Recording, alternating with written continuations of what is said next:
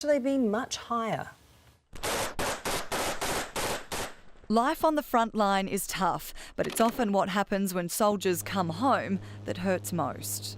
We've lost more people through suicide than we lost in the Afghanistan war. The first ever comprehensive statistics on Defence Force suicides show between 2001 and 2014, more than 290 personnel took their own lives.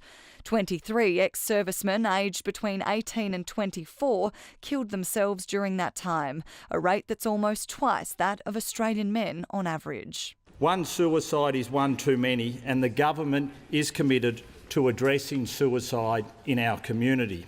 Veteran support groups say the numbers would be much higher again if all cases were reported. People do not want to admit that a member of their family or one of their mates has committed suicide. The federal government says that in just 3 months, more than 1,000 current and former Defence Force personnel have taken up its offer of free healthcare services to deal with issues like depression and post-traumatic stress.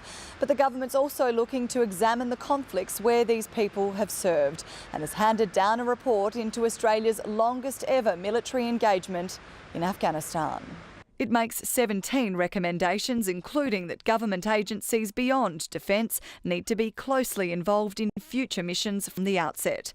In Afghanistan, they weren't until several years in. They require a much broader contribution, whether it be how we involve the AFP, how we involve our aid agencies, how we involve our trade officials. What worked and perhaps what we could do better in is extremely important as we look forward to the future, where we may be involved, unfortunately, in a similar event. 41 Australian soldiers died in the Afghanistan conflict and more than 260 were injured. The total cost was more than $7.5 billion.